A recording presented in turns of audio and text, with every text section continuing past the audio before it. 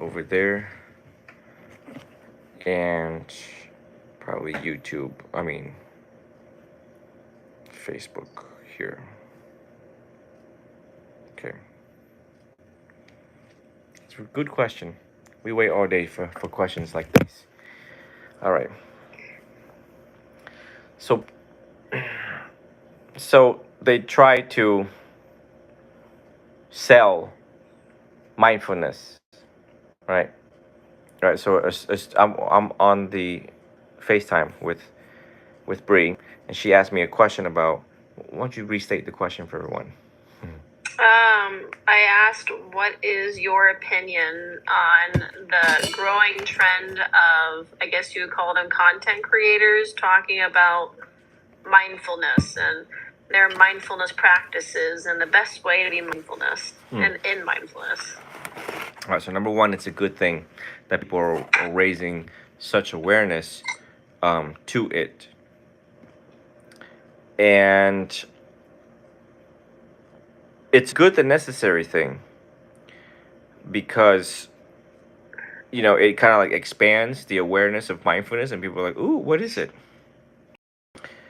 um I assert that when the general public gets in it, and if it is not being done in a correct way or manner.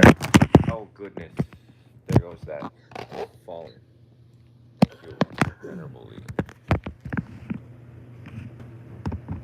All right, when it is not being done by a good, qualifying, authentic, experienced teacher, people run away quite fairly quickly,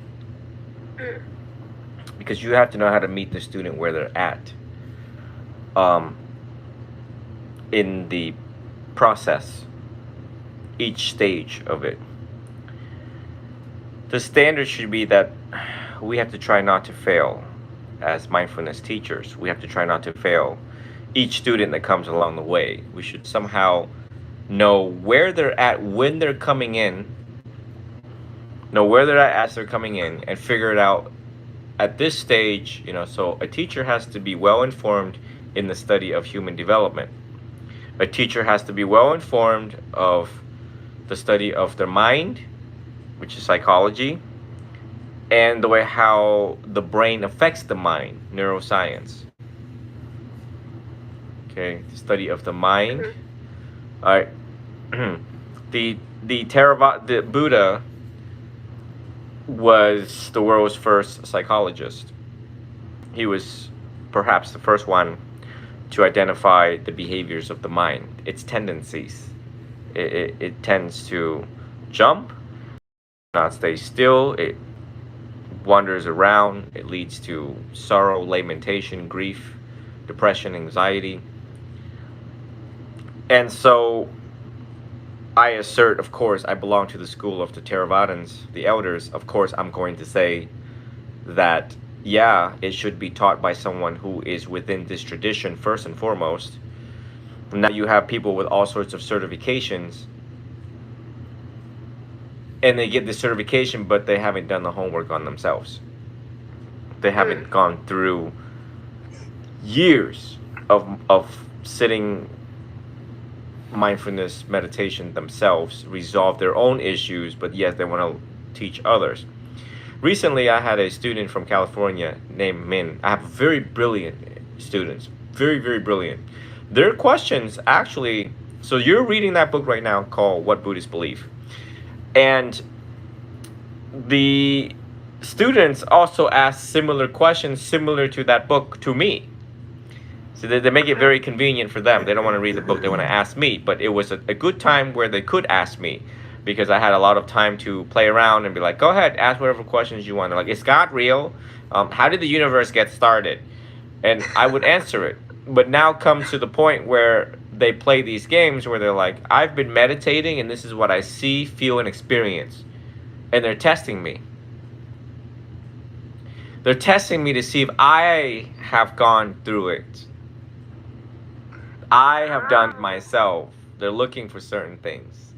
And there are many students out there who could, in fact, have PhDs, and they have gathered a set prescribed result and test this young teacher and see if in fact my answers will be congruent to that result that they have found, whatever the case may be. So I was dancing with this student on the phone, and it was well founded, and it was just really, really fun. Recorded? It wasn't recorded, right? Oh, dang it. For the things that are not recorded are the good ones. So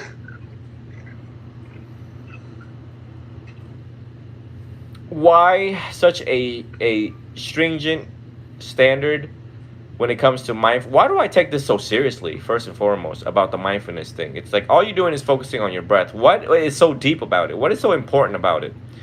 Well, if it's not done the right way, you chase people away. It's, let's also make this comparison. When a person who is a non-believer of God comes to a Catholic priest, typically he's got that one chance or one setting. Could be on a plane, could be at a bus stop, could be anywhere, And they got like an hour together. So the priests need to make a very compelling case about God, about the evidence that they have of God, of Jesus Christ himself, Christ, the risen Lord, the Catholic Church, and any questions they may have. Okay? He's got that one chance to reel in the potential and likely chance of a follower. Okay? So, the priest celebrates. Of course, everyone in God's realm celebrates once we have another follower, because we're gathering the flock and we're going to present this flock to the Lord when the day comes. So it's like, like they spend like 6 years becoming a priest just for that one moment of 1 hour with this individual who is a non-believer. So convert them, So in mindfulness meditation, it's like we monks study and practice really hard, really long, for the eligibility, qualification, and experience to inspire people when they come and their life is on fire. And we have to recognize with instant insight, as much insight as possible, as to where they've been, where they're going, what are we going to do, what type of medicine we're going to come up with to help this individual who is dealing with loss, grief, jealousy, envy, hatred, greed, illusions, delusions, bipolar,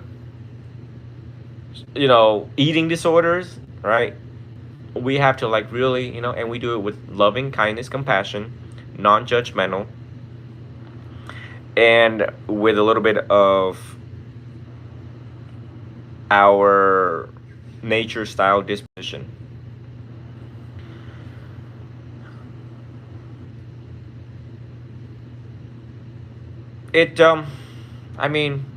What for at the end of the day, as much as I want to obviously push this idea out there, at the end of the day, it comes to a bright, intelligent, wise student would do the homework and realize that, this is not where it's at. And they will come to conclude that it is the school of the elders that teaches the right way, the most potent way, the most methodical way to bringing the mind under control by and through the introduction of mindfulness meditation with first samatha meditation, also known as tranquility, serenity meditation, and then insight meditation. And there are some teachers, this is always the long and forever debate, some teachers just go directly to insight meditation without teaching the mindfulness of the breath. Some teachers do the mindfulness of the breath first to bring the mind under control and then lead them into insight meditation, which is my style. Okay. You have the Goenka technique, and then you have the Mahasi Sayadaw technique, and you have other techniques from other teachers. It's like 10 different teachers. So, in front of me right here is the book. You mind handing me that book? This is the book that I'm reviewing, just so that it refreshes my memory. It's called Great Observing Power. Everyone can see that on. So the book is an overview, a comprehensive overview of the discourse that the Buddha gave, which is the Mahasatipatthana Sutta. The discourse, and this leads people to enlightenment. This book will lead you to enlightenment by and through mindfulness meditation of vipassana, of insight meditation. And it's very detailed. Literally, some teachers, they teach it their way. If I were to teach it, I would literally have to take all this out and read it like a Catholic priest. You know, where every time they do mass, they open up their book and they read it directly word for word. And the way how it should be done, one should also replicate it word for word. But obviously, the modern day world don't do that, do they? They're just like, hi, I have a certification in mindfulness from Waha Yulu Association, and today we're just gonna sit and practice loving kindness meditation. But, and of course, there are people who've taught vipassana meditation, and then people commit suicide after that. So many alarming numbers. So there are harms that can be done if you do not know how to screen the student before you teach it. So there is a form that they have to like fill out. Literally, it's like a psychiatric intake. So the trained, experienced teacher need to like look over the form and realize, oh my God, look, they're on 5 different psychiatric medications. Maybe we should skip a certain part of this book or other qualifying Satipatthana books. And it's like, you know, if someone had low self-esteem, low self-concept, so low self-value, and they're prone to suicides, or they have body dysmorphic disorder, well, guess what? We need to not teach them Gaya Nupassana. Leave the Gaya part. The 4 foundations, leave one of them out. Just teach them the other 3 until they mature enough one day to teach the other missing one. Or not to teach it at all and just introduce to them samatha meditation.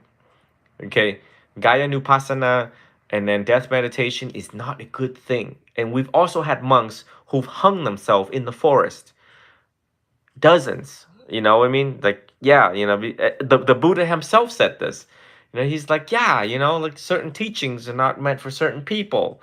So be very careful what teachings you dive into. You know, they could also concoct stories and fall into their own illusions and delusions, and so grossed out with their bodies that they will go and hang themselves. And many times, yeah, it's really like, it used to be shocking to me. I have a lot of monk friends on Facebook, and they literally take a picture of the body and they post it on Facebook, and you see like the most horrifying ways. Like, there's a monk. I mean, you see the lower skirt, you see the angsa, and they took off their upper robes and they tie it as a noose, and they hang themselves. And they're just dangling there, and you're like watching. You're like, is that real?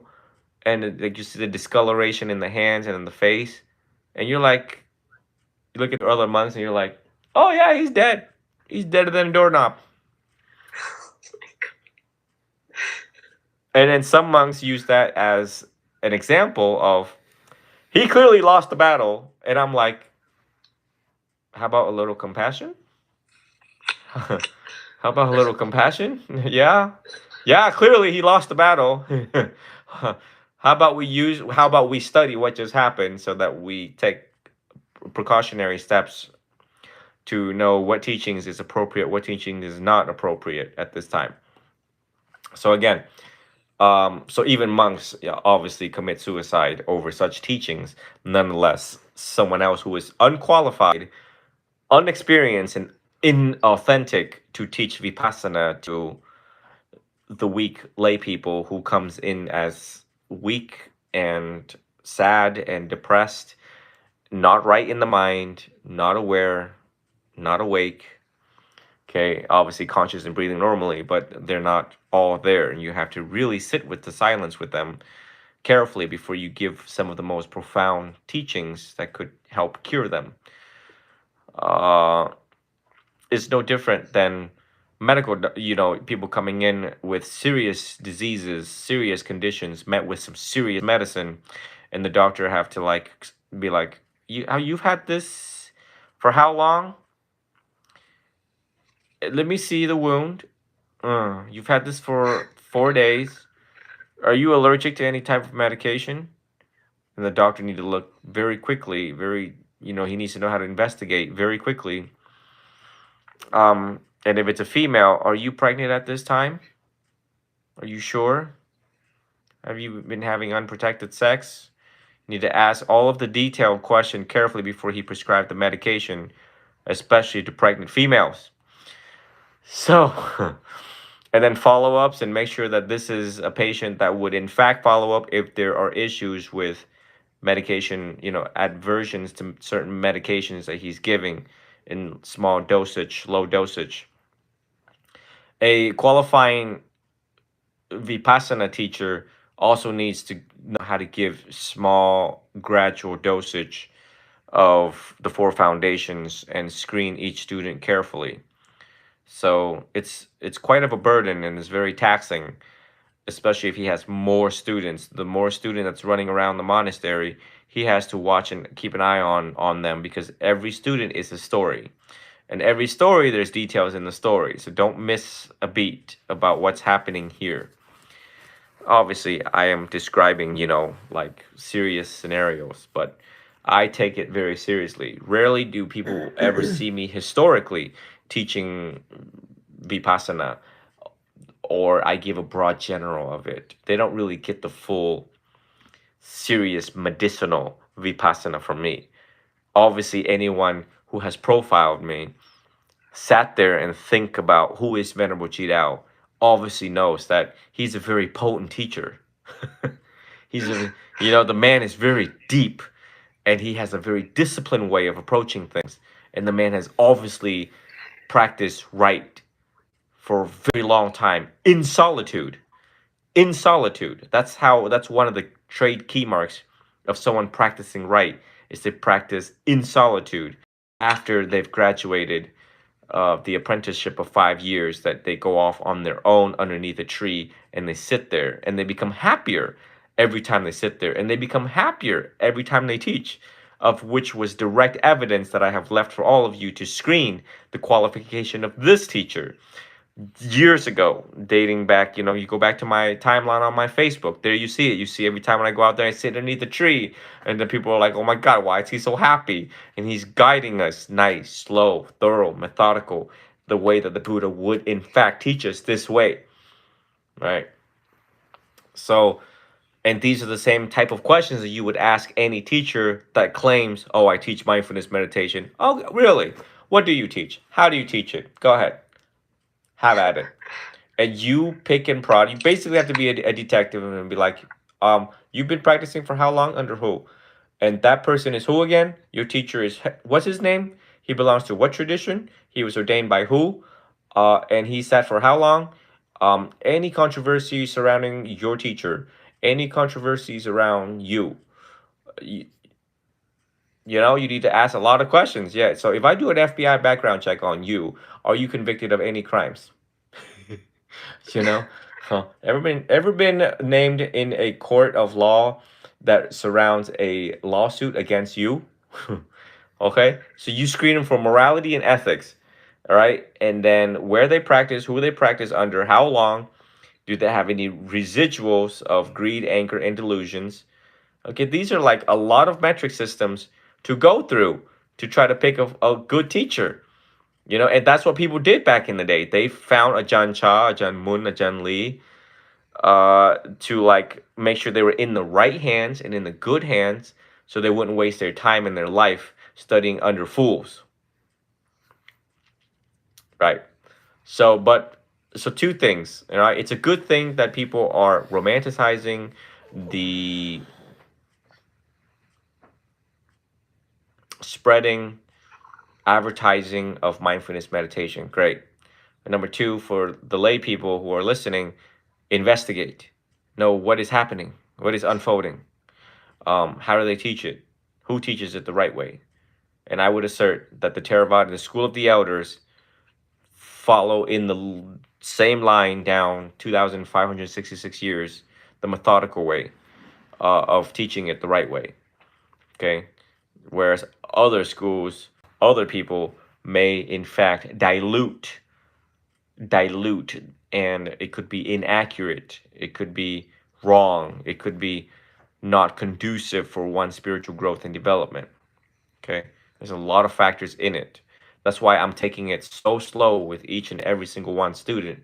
And there's a method that I do things: cognitive behavioral therapy, the tracing of the influence, looking at your life, how's work, how's school, how's family. Like, you watch the way how I've done one-on-one sessions recorded live with people, you realize that the Venerable Chidao is not a reckless teacher. He obviously does not jump from 0 to 100, no matter how much money the student donates. You get what I'm saying? Whether they donate or don't know, donate, he treats everyone the same. Slow, careful, watchful, mindful, right? Before he advances them to the next. It's no different than your martial arts instructor watching you and making sure that, does she in fact qualify to wear this brown belt or a black belt, because everyone's going to be watching her and following underneath her supervision, command, and guidance and role model. I mean, if you're going to put a hot-headed woman in a black belt, giving a black belt to a hot-headed woman, she's going to roundhouse everybody. You know, she says to punch this way, and everyone's punching this way with their thumb still sticking out. Somebody not going to have a thumb no more. Right? I mean, she told y'all to tuck it in. She told y'all to use the 2 knuckles. Do y'all understand? She ain't gonna tell you again. Okay? So, anyway, you study martial arts, so I'm using that example, right? Yeah. Obviously, my teacher obviously knew that I was a hothead back in martial arts school. And there's many times during sparrings where I just unleashed the tiger in me. And he was like, okay, all right. And it kind of like picked me up by my uniform and like, okay, you come back over here. You're not going to spar for the next week or so because you're just off chain right now. I was bullied really bad at where I took martial arts. It was where my dad worked, and I was bullied by an adult. So I really wanted to kick his ass. I actually chased after him many times with a chair. And the director there was like, you gonna stop messing with this kid or what? So then when I was in martial arts class, that held anger was already inside of me.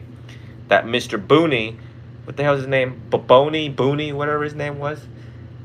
He was my dad's co-worker. And he had this thing of messing with kids. And I wasn't the one. I'm not the one to mess with. So during martial arts class, you know, and my teacher's like, come on. And the kid kicked me a certain way, and I felt it.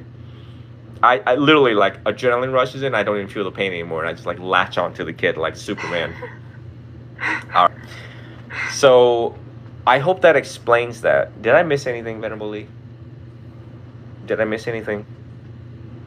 No, I think that definitely, because, like, when I was listening to people, like, on, like, YouTube videos talking about it, it almost sounded like, to me, in my very limited understanding on what mindfulness and mindfulness meditation is, it almost sounded like either there has become 2 different definitions of it in, like, a more contemporary version, or they're confusing creating boundaries with other people and mindfulness. Like, they would be like, I'm practicing mindfulness, I'm not allowing these people to be in my life anymore. And I'm like, I don't know if that's necessarily mindfulness, or you're just creating a boundary for yourself so that those people can't affect you anymore. Mindfulness meditation just means the practice, the study and practice of how to live in the present moment, not worrying about the future or the past. When you're eating, you know you're eating. When you're sitting, you know you're sitting. When you're driving, you know you're driving. Okay? So it sounds simple, right?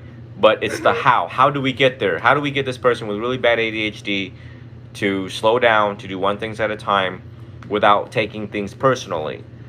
You know, and then, you know, when you teach this, you have to be very, very methodical, with patience, with supreme patience, with a lot of compassion and loving kindness, but at the same time also discipline, to take it seriously, so they're not wasting their time, you're not wasting your time as a teacher. So people do throw these things around. That's why I gave you the book, and that's why I'm explaining things to you. And if you have more questions, then I'm the one that defines it for you. You know, this is dictionary.com, but in Theravadan world. We tell you what it is and what it's not. You know, versus hearing, you know, ding-dongs out there throwing words around and you're like, huh? It's no different than certain laws being thrown around. You're not sure. Well, guess what? Talk to not only a lawyer, but talk to a board-certified lawyer, because he knows what he's talking about, and he's passed the board to dispense truth in law to you. You know what I mean? Mm-hmm. Yeah. That makes sense. Right. So I hope that makes a lot of sense to you. And obviously do your own outside research to make sure that you get a comprehensive academic understanding of it. You know, what is mindfulness meditation? What is insight meditation? And what is samadhi or tranquility meditation that the Venerable is talking about? Everything I'm telling you is a subject for you to also verify. Not just trust me, but also verify it. That makes sense, yeah. And any teacher that teaches you should be able to tell the same thing. And if any teacher that tells you, oh, no, whatever I say is true, and you should take whatever I say is true, what?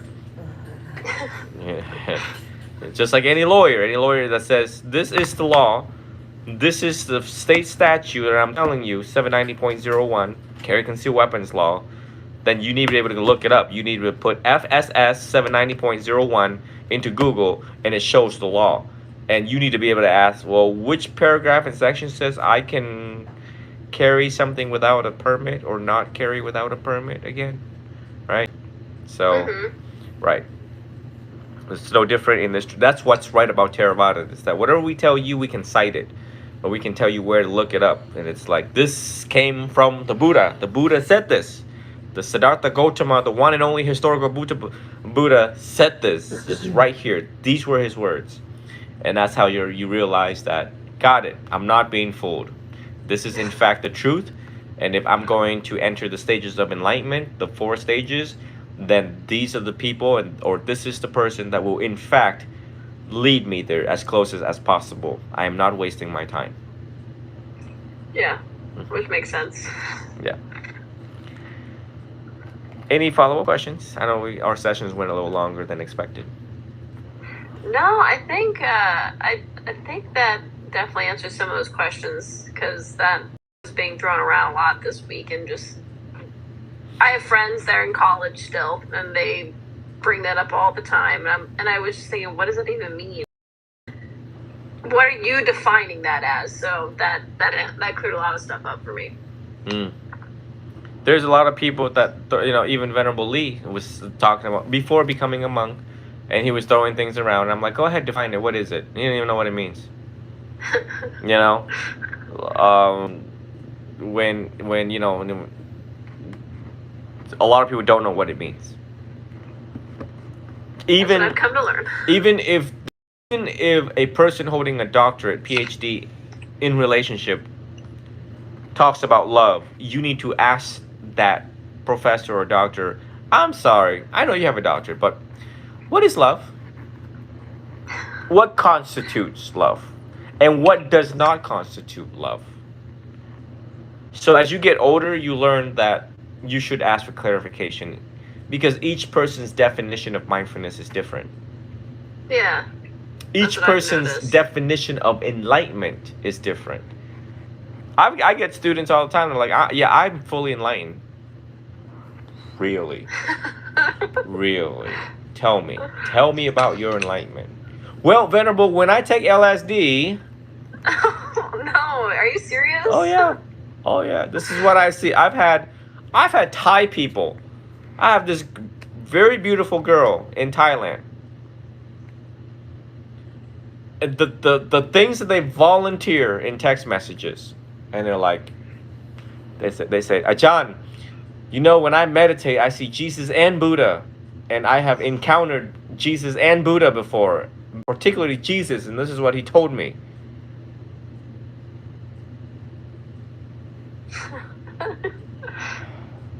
That's what he told you, huh? Right. All right, well, we'll keep meditating. I'm not going to challenge what they believe. I'm not going to challenge what they think they heard. It's not me. It's all right. Well, um, let me know when you become a full Sama Sambuto. Okay? Let me know when you get there. And we'll talk then, all right? Keep going. You're doing a great job. You know what I mean? These are their core beliefs. These are the things that they actually believe that they have experienced. And of course, they send me a lot of pictures that they're devoted Buddhists. They practice dana. They bow in front of the monks. They dress all white in their monastery in Thailand. And I'm like, this is Thailand. This is like where they teach it. This is like, hello. And I still get all these stories. You know, I'm never so. It's so fun being a teacher in this tradition. Just imagine the plethora, the conglomerates of stories that come through my ears. I'm telling you, I can write many books. One of the books should be the things that I hear, or what the Buddha says. Thus I have heard. In Pali, ewa me sutang. Thus I have heard. You can't make it up. I can imagine, especially with you like being on TikTok and stuff like that, when people just message you. I had one the other day on YouTube. As an enlightened being. Okay, all right. Well, let me tell y'all this. An enlightened being don't tell other people that they're an enlightened being. They just be an enlightened being, right? Right. They carry themselves in a very humble way. Right. Again, Yuta Tammo have already spoken about this. What it's like to be enlightened and what it's like to get there. An arahant doesn't run around and tell people they're an arahant. All right. So it's like, oh, you already gave it away. All right. So there's no credibility after that. After you say I'm a fully enlightened being, or I as an enlightened being, and I'm like, oh boy, I hope you have a psychotherapist after today's talk to help you through things. You know, it's not all that. It's not all that. And even if I was an arahant, I'm not a Buddha, I'm not an arahant. It's not all that proclaiming that you are. Because you're gonna get, even like as if I say I'm a Buddha, right? Okay, well, wait for it. Once you say you're the Buddha and you want to make people think you're a Buddha, it's not all that. And number two, wait for the 2,000 emails that comes in. Oh yeah, yeah. That may be why people say things. Listen, you know, it's like back in the day, like I really wanted a PhD in psychology, and you know, for people to call me doctor, and then I worked for doctors, and then when I call their name and I'm like, Dr. Lay, and just the look on his face is like, what now?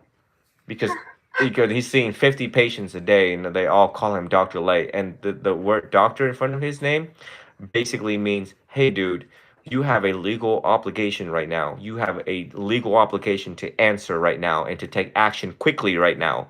So it's like a lot of responsibility.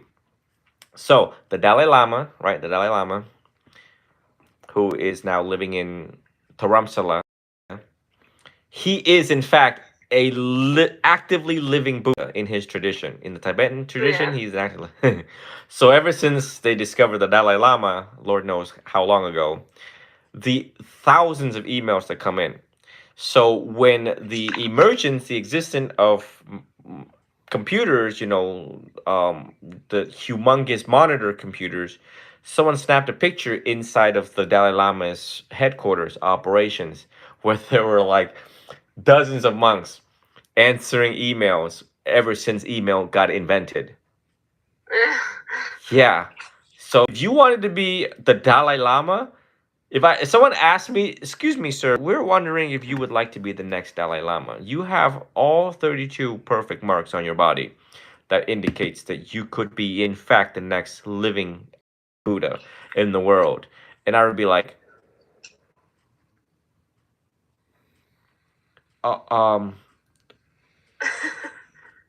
does anyone have the resignation letter here? So I can resign and disappear off the face of the planet? Because what it means to me is, it's not boo-hoo when they call you His Holiness. When they call you His Holiness, you're like, oh God, what now? And the things that I already know as a monk myself, as a small, tiny little monk living in St. Pete, nonetheless, His Holiness and all of His Holiness, like the Pope. What do you think the Pope knows about what's going on in the Vatican Church and operations? Do you think he's free from disturbing emotions? I would hope so. The Dalai Lama, who walks out of his palace and being guarded by multiple soldiers with AK-47s and multiple secret service of his own, wearing gun belts underneath their white shirts, running around trying to protect him, forever vigilant, exile from his own country. You ask him, if Your Holiness, if you could retract yourself and not be Your Holiness, would you? You know, so it's not the bigger you are, the more titles you hold, you become this big target. Yeah. Well, I mean, that makes sense. I mean, because I think people automatically want to find a fast track. And I think that if they go straight to the source, then that's the quickest way to get there. Right. But one day I have asserted to my student that one day when you all have achieved great heights in your practice, is what I call it, one day when you have achieved great heights in this practice, there will be time, a moment that we look at each other and we would know. And you would know exactly where you are in the sainthood, where you are in the 4 stages of your life right now. You would just know. And when you practice the right way with the right teacher, there's this profound, serene feeling in the presence of the teacher. If you're lucky enough to do it, if you're lucky enough to attain certain attainments while your teacher's still alive, because it just takes so long. But to share the profound peace and silence where so much is being said without saying anything in the presence of your teacher. And that's where you realize that death becomes safe, when you have reached the deathless state. I got a long ways to go for that.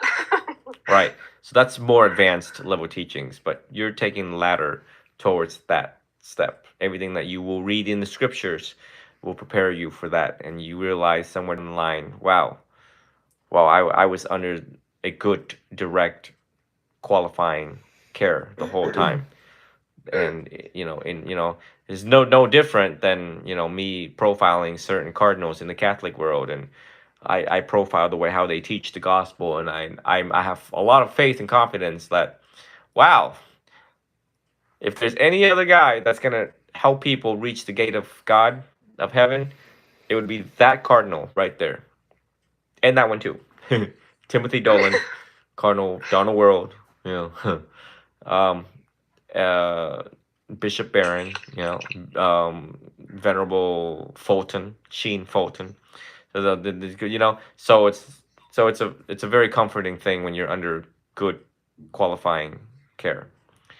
So I don't want to take up any more time. I know it's getting late and you got to catch some Z's. But we shall reconvene next week. Continue reading What Buddhists Believe by Tamananda, and take notes on it. You should approach it with a lot of enthusiasm that I'm Buddhist, I'm learning to be Buddhist, and what is it that these Buddhists actually believe in? And each page should be quite enthralling for you.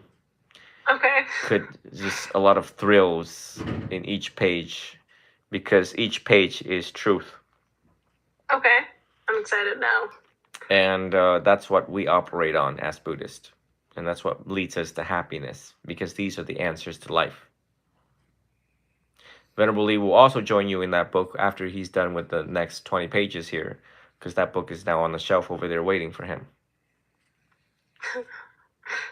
He cannot teach until he finishes that book. That book is one of the preliminary books that you must know before you teach. So he's someone call him baby monk, baby venerable the other day, and I was like, it's venerable. It's not baby I'm done with y'all. I'm done. So yeah, so you both can have a discussion about it, right? You and Venerable Lee can, kind of ask each other and see if you guys match up with your answers and stuff like that, and I can moderate. Okay, So sounds you good. have someone to do it with. All right. And the Four Noble Truth book, I wanted to hold on that because it's deep. It's again, Okay. Bhikkhu Bodhi wrote a very he compressed 84,000 teachings into like 100-page book, of which each page is a 200-hour discussion. I was definitely having to use the dictionary a lot to make sure I fully understood what he was saying. This is a 375-page book that talks primarily about the breath. The breath. The in-breath and the out-breath, conveyed in 375 pages by a Sayadaw, Miyint, U Hala Miyint Sayadaw, which is one of the highest you can go. It's like a professor in Theravada, Sayadaw. So, nonetheless, Bhikkhu Bodhi's super compressed. What he did was he already compressed things into his volume, then he super compressed it into that book. And I was not gonna let you just read that book and then you would have been like, huh? And then each page requires me 50 hours of explanation without you having gone through the basics. So basically I told you, all right, I made a mistake in getting this book because I didn't realize how big or small it was. It was the total opposite. you were like, this I is really a thought it big was going to be book. big and juicy, and I would have been like, yes. No. No. Disappointment. Dukkha. And so I was like, let's go back. Let's pause this for a second. Let's go back to the basics. Let's learn the basics first. And then as we progress the right way, we will go into it slowly, thoroughly, methodically. Because, I'm cultivating you to be the next teacher the world has ever seen. Oh, So that's some big shoes I gotta fill. whether you want to be a teacher or not, doesn't matter. One day somebody's going to hit rock bottom. You're going to start talking and they're going to be like, oh my God, when did you become stream entry? And then you're going to be like, so there was this guy named Jidao. He's like, he's already passed away or he's reached Mahaparinibbana. Okay, but this is how he taught us. And he taught us this particular way, his way. And it led me to where I am. And then one day when you start to affect lives, you realize, holy cow, the Venerable Jidao prepared me not only to know myself, but he prepared me to change lives. And I didn't even know it. That's where miracles happen, is that you start to change lives and you're not even knowing what you're doing. It just comes naturally. Only for those who benefit would know directly from the great words that's coming out of you. So it's always been that way. That's always been my standards. I just hide it. I don't let people know that.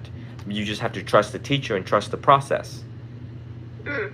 Right? And as a direct result of you doing that, the enormous amount of merits that you receive of saving a life just through one sentence. It comes to a point where you can save a life with just one sentence. So, just no different than my cousin, saving my life with one sentence in his room. Be mindful of your thoughts. And I was like, ding, ding. Was enlightened that night. Ding. Academically enlightened, not Arahant enlightenment. Ding. I was like, wow. Just changed my whole life. Just one sentence he said as the 7th Black Belt Hall of Fame. Pittsburgh, United States.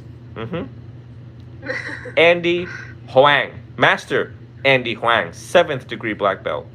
Black Belt Hall of Fame. Like 5 times, 6, 7 times. I can't count because there's so many certificates on the wall. I don't even know which is what. You'll meet him one day. That's pretty awesome. So there comes a times where you will expound a sentence, and it's the easiest sentence you ever thought of in your life. But to an unsuspected listener, you have liberated them from their own mental prison and not even realize it. All right. Okay. All right. Night time. Sorry? Night time. Oh, thank you. I can entertain you the whole night, but then I would be late for my assignment tomorrow. So. I might be late for work too, which is not good. We're Right. both of us. Right. So we shall reconvene next week. Keep up the good work. Continue taking a lot of notes. Keyword: a lot of notes. And if you want, you can take pictures and share them with me, Yeah, I can do that. so that we know where you're at. Venerable Lee is the assistant teacher, so therefore the assistant to the teacher screens and make sure the students are writing and typing right, and whatever it is that he catches and I miss, we can scooch the duck back in one row if they're out of line or all over the place with the writing or note taking process. Okay, sounds good. Okay, all right. Good night. It's a lot to take in. See ya. Have a good night. Bye. Start the knife. Drop it. Let him go. Drop it. Okay, that's not happening here, folks. That was YouTube. That was West Valley OIS. Someone using my laptop here to watch West Valley LAPD OIS, also known as, what is this? Critical incident thing. Yeah, I'm pretty sure everybody got a kick out of that. Like, he was done with this one-on-one session, and then we heard LAPD screaming in the room that he's at. Venerable Lee. Never a boring moment here. All right, folks. Anyways, till the very next time. And continue reading the Four Noble Truths and practicing mindfulness meditation. Any questions can be directed towards my email or the instant messenger on IG. I have a very special guest visiting me, I think in September, the end of September. I'm going to withhold his name, but he's a well-known therapist in Cali, and I look forward to our endeavors very, very soon.